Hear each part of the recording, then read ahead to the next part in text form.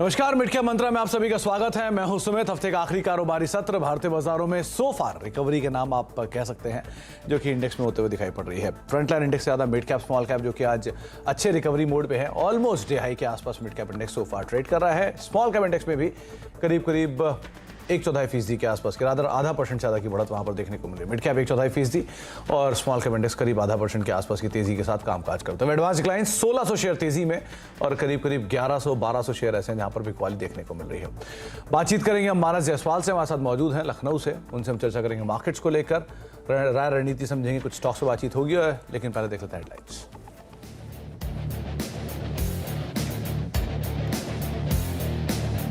हफ्ते के आखिरी दिन बाजार में रिकवरी का मूड। निफ्टी निचले स्तरों से करीब 70 अंक सुधरा। State bank of India, HDFC bank, HDFC life ने भरा जोश। बैंक निफ्टी आज कर रहा आउट परफॉर्म।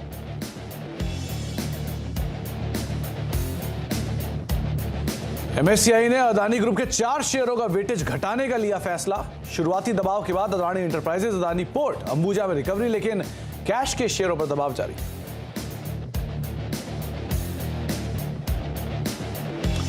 पेटीएम में 2 करोड़ से ज्यादा शेयरों की बड़ी ब्लॉक डील। 3.5% हिस्सेदारी ने बदला हाथ। सौदे के बाद शेयर 6% तक नीचे।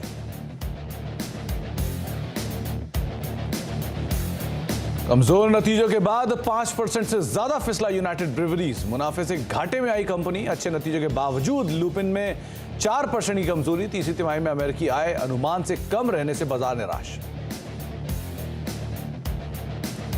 एक तरफ डबल इंजन सरकार का इरादा और दूसरी तरफ संभावनाओं से भरा उत्तर प्रदेश। इससे बेहतर पार्टनरशिप हो ही नहीं सकती।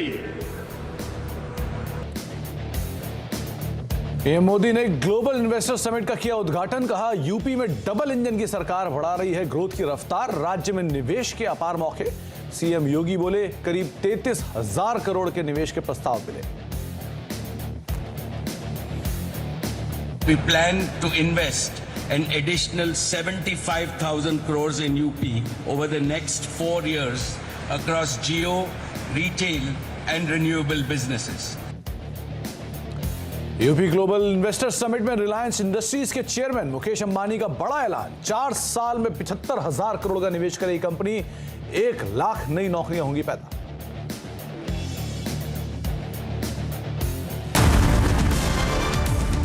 सीएनबीसी आवाज है बजट का असली डेस्टिनेशन। सीएनबीसी आवाज की बजट मेगा कवरेज का यूट्यूब पर दबदबा। बजट के दिन यूट्यूब पर मिले अपने कॉम्पिटिटर से 169% ज्यादा व्यूज। बजट के दौरान मिले आपके बेशुमार प्यार और विश्वास के लिए बहुत बहुत शुक्रिया।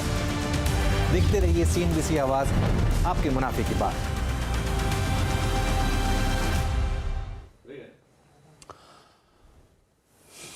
तो देखते रहिए सीएनबीसी आवाज, आपके मुनाफे की बात। बाजार की अगर बात करी जाए तो करीब 17,818, 819 के जोन्स पे निफ्टी भी कामकाज कर रहा है। 74 कोई गिरावट है। मिड कैप स्मॉल कैप दोनों इंडिसेस हरे निशान में है। मिड कैप करीब फ्लैट टू पॉजिटिव है, लेकिन स्मॉल कैप इंडेक्स जो है वो आधा % से ज्यादा की तेजी के साथ सो फार कामकाज करता हुआ दिखाई पड़ रहा है। निफ्टी बैंक करीब फ्लैट टू नेगेटिव साइड पर ट्रेड करता हुआ। आईटी में लोअर लेवल से थोड़ी सी रिकवरी, लेकिन फिर भी प्रेशर है। अभी नंबर्स आए महिंद्रा एंड महिंद्रा के, और नंबर्स के बाद स्टॉक जो है वो डे लो के आसपास अब ट्रेड करता हुआ दिखाई पड़ रहा है। बिग वाली वहां पर नंबर्स के बाद आते हुए दिखाई पड़ रही है। मानस जायसवाल हमारे साथ मौजूद है, जिनका कल जन्मदिन भी था। मानस नमस्कार, स्वागत है कार्यक्रम में। पहले तो कैसा रहा आपका जन्मदिन? आपको बहुत बहुत शुभकामनाएं हमारी तरफ से, और मार्केट्स को लेकर आपका व्यू। नमस्कार सुमित भाई, और बहुत बहुत धन्यवाद शुभकामनाओं के लिए। तो देखिए, बर्थडे तो बहुत ही बढ़िया रहा। फैमिली के साथ बर्थडे मनाया गया, और काफी समय के बाद इस तरह की छुट्टी मिली, क्योंकि मैं 10 दिन से ट्रेवल कर रहा था, तो उसके बाद बर्थडे पड़ा तो काफी अच्छे से एंजॉय किया। ओके, बढ़िया, एंजॉय करिए आगे भी। और मानस, मार्केट को लेकर क्या रुख है आपका? क्योंकि बाजार एक दायरे में है, 17,950-900 की रेंज में आके प्रॉफिट टेकिंग आती है और नीचे वापस वही 17,500-600 से रिकवरी। क्या माने अभी इंडेक्स को? देखिए, इंडेक्स की जहां तक बात है, चाहे वो निफ्टी या बैंक निफ्टी कोई भी हो, उसमें रणनीति यही रहेगी कि आपको रणनीति नहीं बनानी है। क्योंकि आप रणनीति बनाएंगे तो आपको फेल होने के चांसेस ज्यादा लग रहे हैं, क्योंकि बहुत साइडवेज एक ही रेंज में निफ्टी ट्रेड कर रहा है। ब्रेकआउट भी देखने को नहीं मिल रहा है। जब हम लोअर लेवल देखते हैं तो वहां पर फॉलोअप सेलिंग भी नहीं देखने को मिलती है। तो आई थिंक बेहतर रहेगा कि आप निफ्टी और बैंक निफ्टी से दूर रहें और स्टॉक स्पेसिफिक ध्यान दें। अगर हम लेवल्स की बात करें तो अब आपको इंतजार करना पड़ेगा। सबसे इंपॉर्टेंट देखिए निफ्टी के लिए 18,000 का स्तर, जब तक 18,000 के स्तर ब्रेक नहीं होंगे उसके ऊपर निफ्टी नहीं निकलेगा, कोई बहुत बड़ा मूव देखने को शायद नहीं मिलेगा। लेकिन अगर आपके पास लॉन्ग पोजीशन है तो ध्यान रखिए 17,700 का स्टॉप लॉस जरूर लगाएं। उसके नीचे अगर निफ्टी जाने की कोशिश करें तो अपनी लॉन्ग पोजीशन से निकल जाएं। तो रणनीति आपको इंडेक्स को लेकर मानस ने बताई किस तरह से आप इंडेक्स को फिलहाल ट्रेड कर सकते हैं। कोई रणनीति ना बनाए, वो ज्यादा बेटर है। अब बात करते हैं यूपी के निवेश मेले की।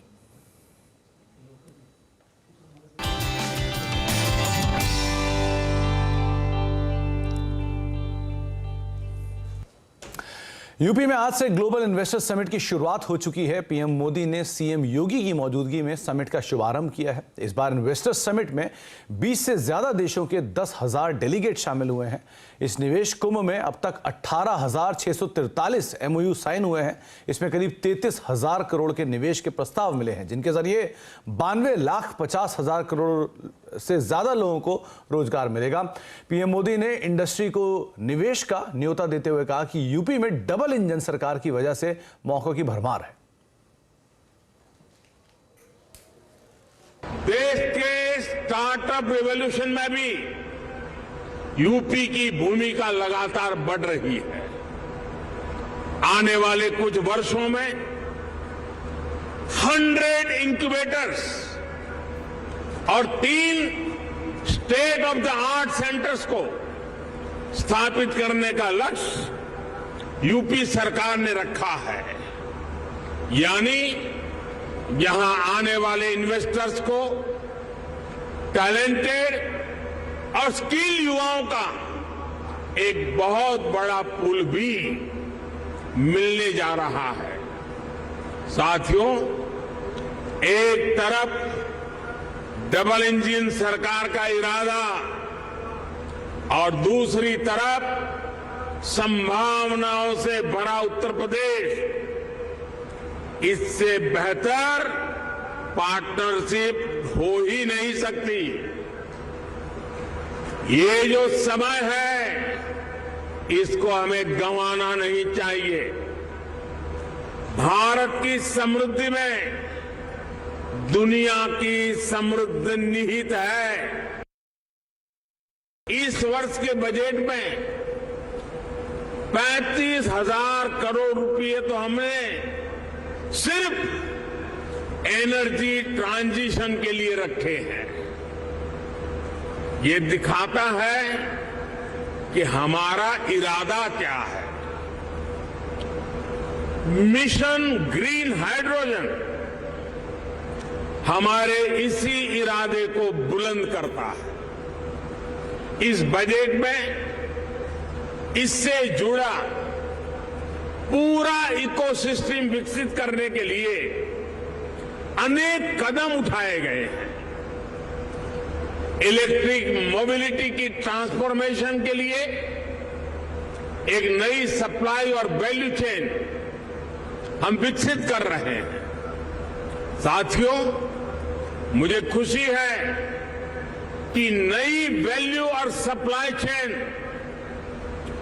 विकसित करने के लिए यूपी आज एक नया चैंपियन बनकर उभर रहा है।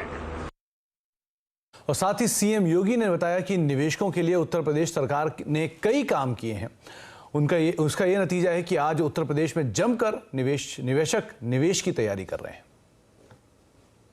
इस निवेश महाकुंभ में अब तक हमारे पास 18,643 कुल एमओयू हमारे साथ वर्तमान में हुए हैं और जिनके माध्यम से प्रदेश को अब तक 32,92,000 करोड़ रुपए के निवेश के प्रस्ताव हमें प्राप्त हो चुके हैं, जिनके माध्यम से प्रदेश के अंदर 92,50,000 से अधिक यहां पे नौकरी और रोजगार की संभावनाएं जिनके माध्यम से प्रदेश के अंदर होंगी। ये सभी जो सेक्टरवार प्रस्तावित निवेश है, इनमें रिन्यूएबल एनर्जी है, electronics manufacturing, industrial park, education, manufacturing, warehousing and logistic, real estate, IT enabled services, tourism, textile, power generation, housing, health care, food processing, dairy, food and civil supplies, waste to energy, biofuel, इन सभी क्षेत्रों में हुआ है। लखनऊ में UP global investor summit जारी है और निवेश के इस मेले में रिलायंस इंडस्ट्रीज के चेयरमैन मुकेश अंबानी भी शामिल हुए। उन्होंने कहा कि यूपी के विकास के लिए रिलायंस परिवार काम करता रहेगा और इसी कड़ी में अगले 4 साल में यूपी में 75,000 करोड़ रुपए का निवेश करेंगे। Reliance will continue to work for UP जी जान से, and we always back our words with action. When I last visited the summit in 2018, Reliance was just beginning its journey in Uttar Pradesh, and I had committed to Yogi ji that Reliance would be a reliable partner to Uttar Pradesh. True to our word, from that date till now, we have invested 50,000 crores in Uttar Pradesh. Our businesses have not only been growth multipliers as they enable several sectors of the economy to grow, but also employment multipliers. Our investments have generated over 80,000 direct and indirect jobs in the state.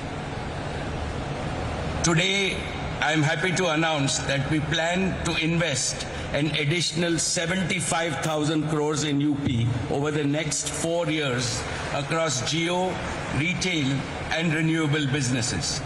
These new investments will create an additional over 1 lakh jobs in the state. Uttar Pradesh का स्वर्णिम युग शुरू हुआ है। सभी UP वासियों को मेरी हार्दिक शुभकामनाएं। I wish this summit and the state all the success. बहुत बहुत धन्यवाद। Thank you.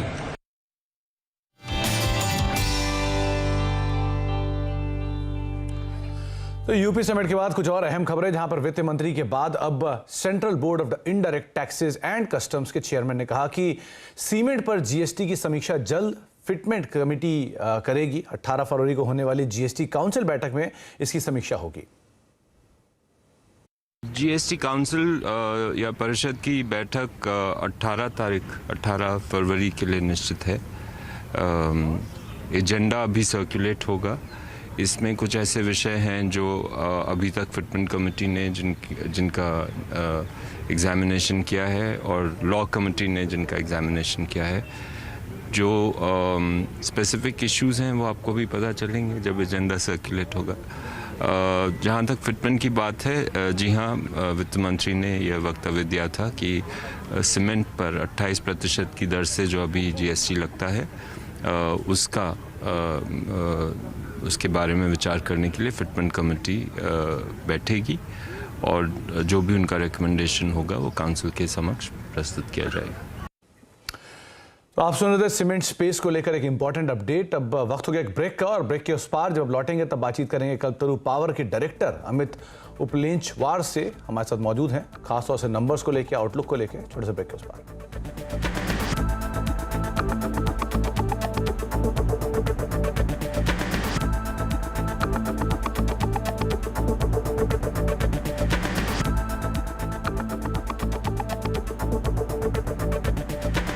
आप देख रहे हैं मिड कैप मंत्रा, और अगर मार्केट्स की बात की जाए तो करीब 17,819 के जोन्स में निफ्टी कामकाज कर रहा है। मिड कैप करीब 1/4% ऊपर और स्मॉल कैप 0.5% ऊपर, यानी कि यथास्थिति बरकरार है इंडेक्स के लेवल पर। बातचीत करने के लिए हमारे साथ अमित सर मौजूद हैं कल्पतरू पावर के नंबर्स के ऊपर। Q3 में कंपनी के जो नंबर्स है उसमें IFRS पे 3% और EBITDA 18% बढ़ा। मार्जिन हालांकि 8.5% के आसपास तिमाही के अंदर कंपनी ने पोस्ट किया है।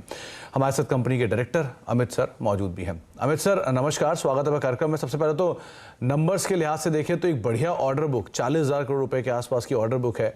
5,000 करोड़ रुपए के आसपास के ऑर्डर्स के लिए आप L1 बिडर हैं। सो कैसा है एग्जीक्यूशन पार्ट, कैसे हैं नंबर, ऑर्डर इनफ्लोज का पार्ट, ओवरऑल सिचुएशन? तो अगर आप देखें हम लोगों की जो रेवेन्यू है 9 month ending FY23 versus last year, हमारा रेवेन्यू ऑलरेडी 11% से ऊपर जा चुका है। We are sitting at almost close to 10,000 crores in terms of our operating income. In fact we are up 12.5% compared to last year. Or looking at our position of 41,000 crore plus, which is the order backlog today, and almost 5,000 crores worth of L1, I think अगले साल हम लोग बहुत strength में जा रहे हैं. Q4 is always strong. तो हमने जो 15% के लगभग रेवेन्यू ग्रोथ बोली थी साल के शुरू में फॉर FY23, हमें लगता है हम लोग 12.5 से 15% के बीच में, 12.5 से 14% के बीच में 1-8% शायद मिस हो रेवेन्यू गाइडेंस, बट मार्जिन हमारी इंटैक्ट है 9% EBITDA पे. और अगले साल जिस तरह की ऑर्डर बुक आज हमें दिख रही है, हमें लगता है कि 20% रेवेन्यू ग्रोथ हम लोग अगले साल काफी कॉन्फिडेंट है कि हम लोग उसको कर पाएंगे. सर, एक और इम्पॉर्टेंट अपडेट, कंपनी ने इस अपनी जो कॉन कॉल हुई थी उसमें बात की थी कि अपनी गाइडेंस को रिवाइज कर सकती है. आपने ऑलरेडी 15% की गाइडेंस की बात की थी, लेकिन वो शायद 12 से 14% तक कर भी सकते हैं. क्या ऐसी सिचुएशन आएगी या 15% कंफर्टेबल है? सो लाइक वी सेड, हम लोग कॉशियस हैं कि 15 का अगर हम 12 से 14 के बीच में, वी आर क्वाइट कॉन्फिडेंट हम वहां पहुंच सकते हैं अगर कोई टेल विंड हुई अगले मार्च में.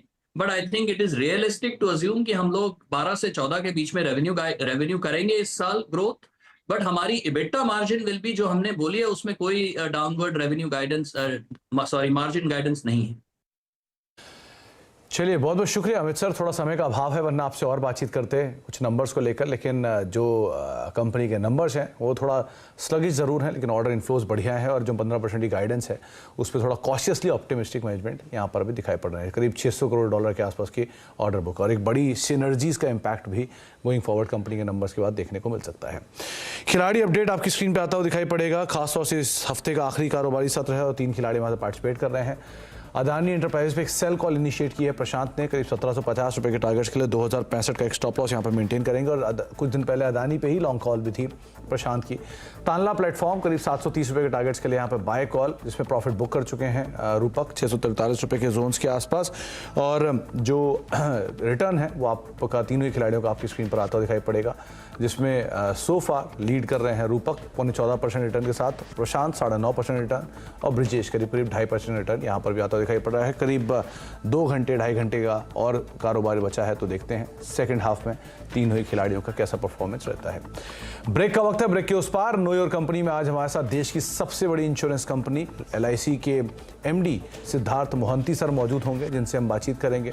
और साथ ही साथ हमारे साथ कुछ देर में सुला वाइन डाइट की मैनेजमेंट मौजूद होगी, उनसे भी हम, राजीव सर मौजूद होंगे, उनसे हम चर्चा करेंगे कंपनी के नंबर्स को लेकर. छोटे से ब्रेक के उस पार.